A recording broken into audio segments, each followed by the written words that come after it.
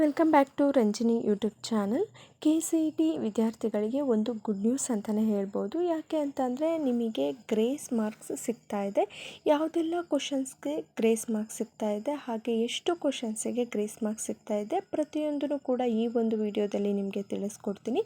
ಇದು KEA official ವೆಬ್ಸೈಟಲ್ಲಿ ಸಿಕ್ಕಿರುವಂತಹ ಮಾಹಿತಿ. ನೀವಿಲ್ಲಿ ನೋಡ್ಬೋದು UGCET 2026 ಪರಿಷ್ಕೃತ ಕೀ ಉತ್ತರಗಳು 10ನೇ ತಾರೀಕು ಬಂದಿರೋ ಅಂದರೆ ನಿನ್ನೆ ಬಂದಿರೋ ಅಂಥದ್ದು. ಓಕೆನಾ. ಸೊ ಇದನ್ನು PDF ಓಪನ್ ಮಾಡಿಕೊಂಡ್ರೆ ನಿಮಗೆ ಇಲ್ಲಿ ಈ ರೀತಿಯಾಗಿ ಓಪನ್ ಆಗುತ್ತೆ.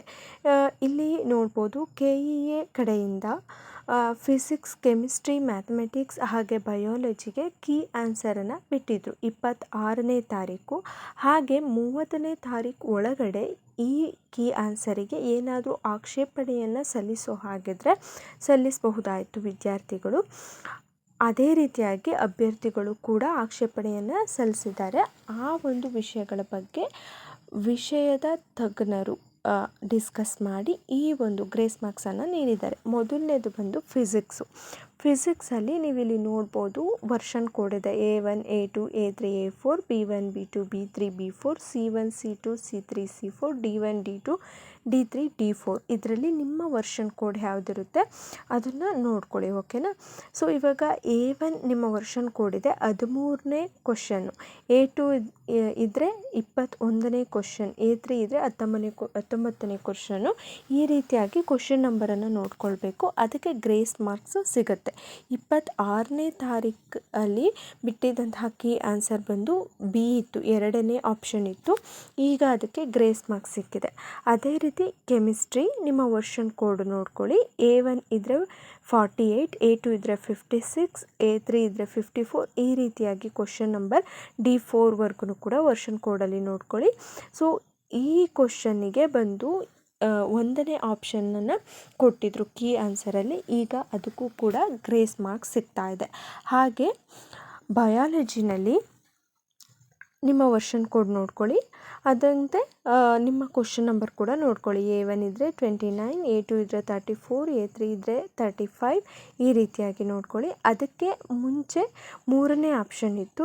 ಈಗ 2ನೇ ಆಪ್ಷನ್ ಅಥವಾ 3ನೇ ಆಪ್ಷನ್ ಎರಡನ್ನ ನೀವು OMRಲ್ಲಿ ಫಿಲ್ ಮಾಡಿದ್ರೂ ಕೂಡ ರೈಟ್ ಆಗುತ್ತೆ. ಸೊ ಅದಕ್ಕೆ ಮಾರ್ಕ್ಸ್ ಸಿಗುತ್ತೆ. ಈ ರೀತಿಯಾಗಿ ನಿಮಗೆ ಗ್ರೇಸ್ ಮಾರ್ಕ್ಸ್ ಸಿಗೋ ಅಂಥದ್ದು. ಈ ಕ್ವಶನ್ಗೆ ಬಿಟ್ಟು ಮಿಕ್ಕಿದಂತಹ ಯಾವುದೇ ಕ್ವಶನ್ಗೂ ಕೂಡ ಗ್ರೇಸ್ ಮಾರ್ಕ್ಸ್ ಸಿಗೋದಿಲ್ಲ. ಓಕೆನಾ. ಉಳಿದಂತೆ ಎಲ್ಲ ಕೀ ಆನ್ಸರೂ ಕೂಡ ಸೇಮ್ ಇರುತ್ತೆ.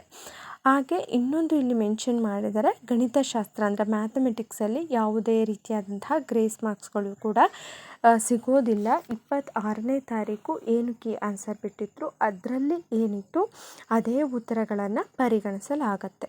ಸೊ ಈ ಒಂದು ಇನ್ಫಾರ್ಮೇಷನ್ ನಿಮಗೆ ಇನ್ಫಾರ್ಮೇಟಿವ್ ಆಗಿದೆ ಅಂತ ಅಂದ್ಕೊಂಡಿದ್ದೀನಿ. ಸೊ ಒಂದೊಂದು ಗ್ರೇಸ್ ಮಾರ್ಕ್ಸು ಕೂಡ ನಿಮ್ಮ ರ್ಯಾಂಕಿಂಗ್ನ ಚೇಂಜ್ ಮಾಡುತ್ತೆ ಖಂಡಿತ. ಸೊ ನಿಮ್ಮ ರ್ಯಾಂಕಿಂಗ್ ಚೇಂಜ್ ಆಗತ್ತೆ. ಯಾರ್ಯಾರಿಗೆಲ್ಲ ರೈಟ್ ಆನ್ಸರ್ ಬಂದಿದೆ ಅವ್ರಿಗೆಲ್ಲರಿಗೂ ಕೂಡ ಕಂಗ್ರ್ಯಾಚುಲೇಷನ್ಸ್. ಒಳ್ಳೆ ರ್ಯಾಂಕಿಂಗ್ ಬರಲಿ KCETನಲ್ಲಿ. ಹಾಗೆ ರಿಸಲ್ಟ್ ಬಂದು ಇನ್ನೇನು ಅಗ್ರಿಕಲ್ಚರ್ ಎಕ್ಸಾಮಿನೇಷನ್ ಮುಗಿದಿದೆ. ಸೊ ಅದ್ರ ಜೊತೆಗೆ ಈ ಒಂದು ಎಕ್ಸಾಮ್ 2 ರಿಸಲ್ಟ್ ಬಂದ ನಂತರ ನಿಮಗೆ KCET ರಿಸಲ್ಟು ಸಿಗತ್ತೆ. ಏನಾದರೂ ವಿಡಿಯೋ ಇನ್ಫಾರ್ಮೇಟಿವ್ ಆಗಿದ್ದರೆ ಒಂದು ಲೈಕ್ ಮಾಡಿ, ಶೇರ್ ಮಾಡಿ. ಹಾಗೆ ಏನಾದರೂ ಡೌಟ್ಸ್ ಇದ್ದರೆ ಕಮೆಂಟ್ ಮಾಡಿ. ಇದೇ ರೀತಿ KCET ಅಪ್ಡೇಟ್ಗೋಸ್ಕರ ನಮ್ಮ ಚಾನಲ್ನ ಸಬ್ಸ್ಕ್ರೈಬ್ ಮಾಡ್ಕೊಳ್ಳಿ. ಸಬ್ಸ್ಕ್ರೈಬ್ ಮಾಡಿಕೊಂಡು ವಿಡಿಯೋನ ನೋಡಿ. ಸೊ ನಿಮ್ಮ ಫ್ರೆಂಡ್ಸಿಗೂ ಕೂಡ ಈ ಒಂದು ವಿಡಿಯೋನ ಶೇರ್ ಮಾಡಿ. ಅವರಿಗೂ ಕೂಡ ಗ್ರೇಸ್ ಮಾರ್ಕ್ಸ್ ಸಿಕ್ಕಿದೆಯೋ ಸಿಕ್ಕಿಲ್ವೋ ಅಂತ ಗೊತ್ತಾಗಲಿ. ಸೊ ನಿಮಗೇನಾದರೂ ಗ್ರೇಸ್ ಮಾರ್ಕ್ಸ್ ಸಿಕ್ಕಿದ್ರೆ ಕಮೆಂಟ್ ಮಾಡಿ. Thank you.